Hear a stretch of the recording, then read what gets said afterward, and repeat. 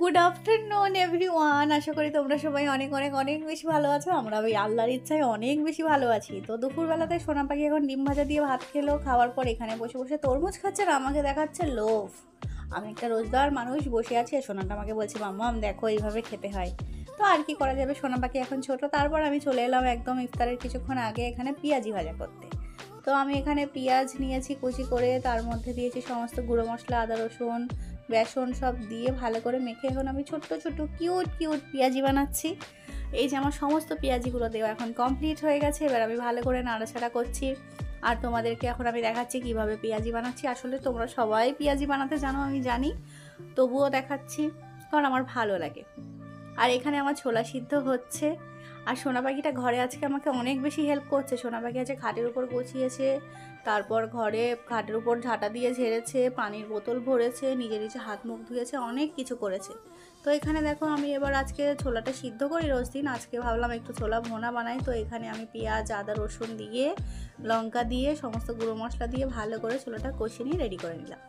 আর এখানে দেখো চলে এসেছে গরম গরম পেঁয়াজি। এখানে আছে আমার ছোলা ভুনা, একটা ডিম সিদ্ধ করেছিলাম সেটা ভেঙে গেছে বলে আমি এভাবেই ছোলার উপর দিয়ে দিয়েছি। তো এখানে আছে পেঁপে, এখানে আছে তরমুজ, এখানে আছে শসা আর খেজুর।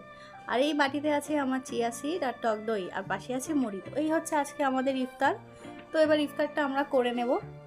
ইফতার করা কমপ্লিট হয়ে গেছে। সোনা পাখি গেছিলো দোকানে, গিয়ে দুটো চিপস নিয়ে এসেছে। আমি বলছি সোনা পাখি আমাকে একটা দাও বাবা, হিংসুটে বুড়ি আমাকে একটা চিপস দিলই না।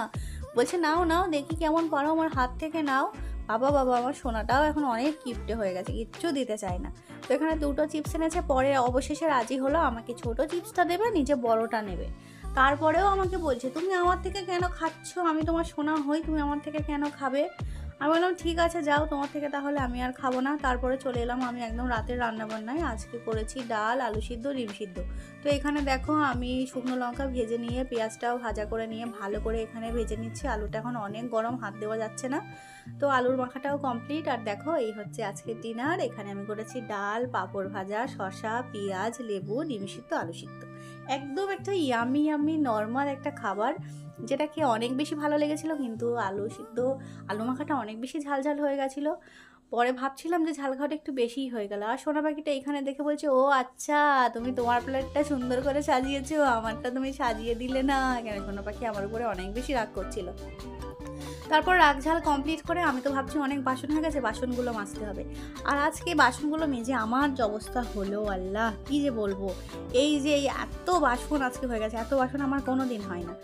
দেখো এতগুলো বাসন মেজে তো আজকে আমার হাতের অবস্থা খারাপ। আমার হাতটা শুধু দেখো তোমরা, হাতটা পুরো আমার সাদা হয়ে গেছে। এতক্ষণ পানির মধ্যে চুবে থেকে আমার হাত তো মনে হচ্ছে আমার হাতটা মারাই গেছে, এরকমই মনে হচ্ছে।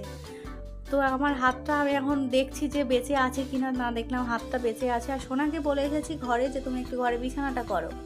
ঘরে এসে দেখছি আল্লাহ আমার সোনা পাখিটা কী করছে। আমার সোনা পাখিটা চাদর নিয়ে খেলা করছে, বালিশগুলো কোনো রকম রেখেছে, তবু গুটগাল হয়ে একা একা ব্রাশটা করেছে, হাগিসটা করেছে। এটাই আমার কাছে সব থেকে বড় একটা পাওয়া।